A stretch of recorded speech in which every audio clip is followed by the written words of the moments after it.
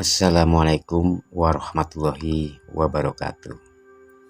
Apa kabar semuanya? Semoga Anda semua selalu diberikan kesehatan. Amin. Di video kali ini kita akan membahas tentang Law of Attraction. Mungkin di antara teman-teman sering mendengar tentang hukum tarik-menarik. Apakah kalian juga pernah mendengar apa itu Law of Attraction yang akan menjadi pembahasan kita untuk kali ini. Tapi sebelumnya diingatkan kembali buat yang belum subscribe, silahkan subscribe terlebih dahulu dan tekan lonceng notifikasinya supaya pembahasan kali ini lebih ringan adanya. Oke, lanjut. Saya akan bertanya terlebih dahulu ke Anda semuanya. Apakah ada yang sudah pernah menonton film The Secret atau paling tidak membaca bukunya? Atau pernah mendengar tentang hukum ketertarikan atau hukum tarik-menarik?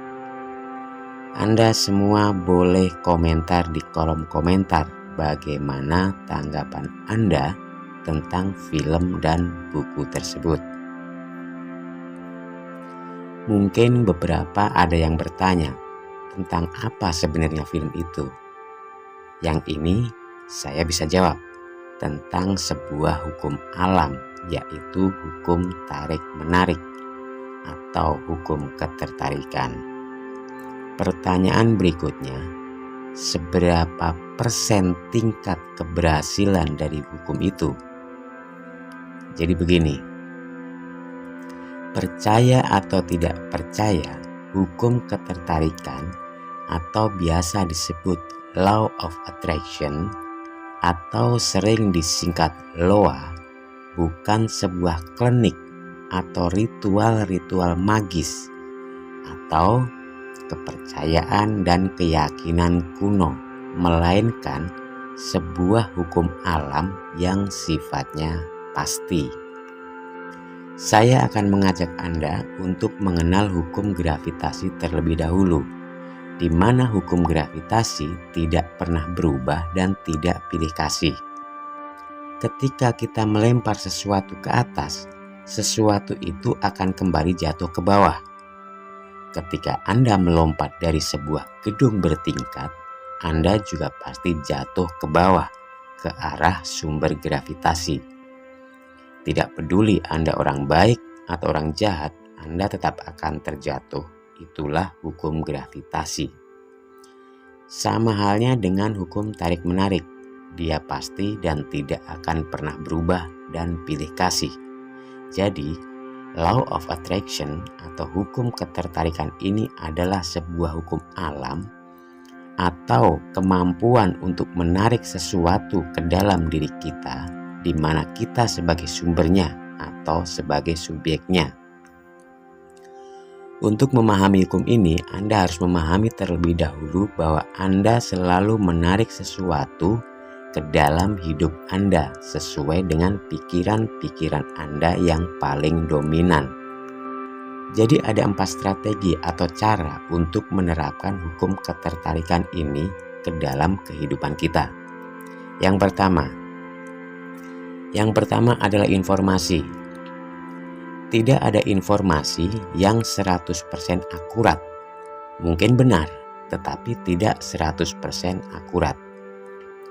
Ini nanti akan kita bahas di poin kedua.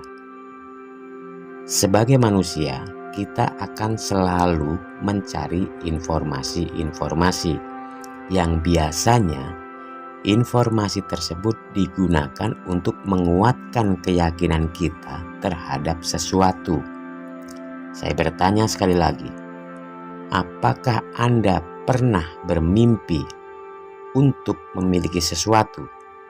Atau Anda pernah memiliki suatu impian yang sesuatu itu selalu terbayang di dalam pikiran Anda, dalam ingatan Anda, bahkan sampai terbawa ke dalam tidur Anda? Karena Anda pikirkan sesuatu itu setiap hari dan meletakkan sesuatu itu di prioritas pertama dalam pikiran Anda atau dalam papan visi Anda di kamar Anda.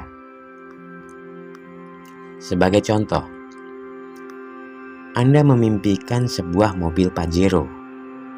Kemanapun Anda pergi, Anda selalu atau paling tidak sering bertemu dan melihat mobil Pajero. Kenapa bisa begitu? Karena mobil itulah yang Anda fokuskan.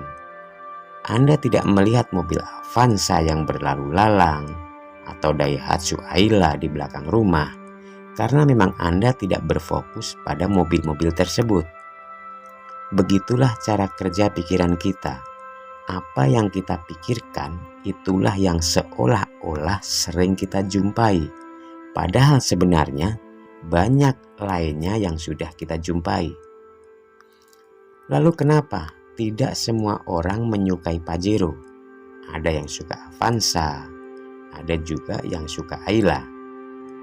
Itu karena setiap orang memiliki impian yang berbeda-beda, dan mereka akan mencari informasi tentang impian mereka masing-masing.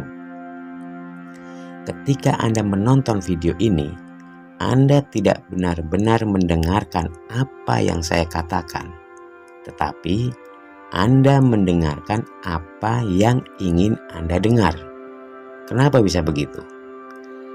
Karena masing-masing dari kita memiliki filter informasi yang akan menyaring informasi-informasi yang didapat sebelum masuk ke dalam pikiran kita. Dan yang masuk ke dalam pikiran kita hanyalah informasi-informasi yang kita butuhkan saja. Itulah kenapa Anda hanya mendengar apa yang Anda ingin dengar. Selebihnya, Anda akan abaikan atau bahkan mendebatnya.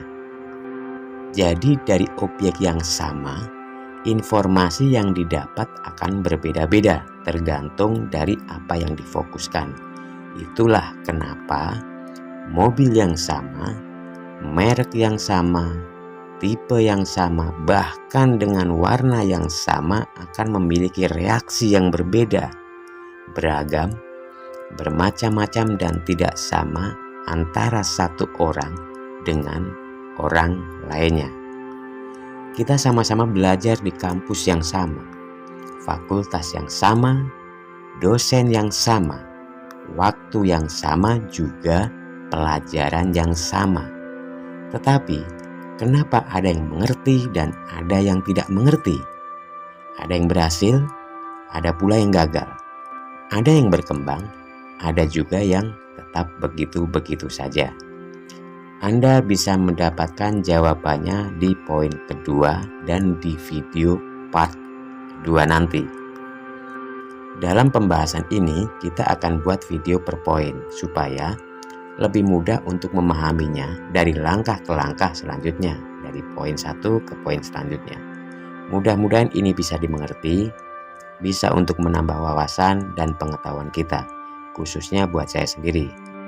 Mohon maaf kalau ada salah dalam penyampaiannya, kritik dan saran bisa disampaikan di kolom komentar. Terima kasih atas support dan dukungannya. Kita bertemu kembali di video selanjutnya. Terima kasih. Wassalamualaikum warahmatullahi wabarakatuh.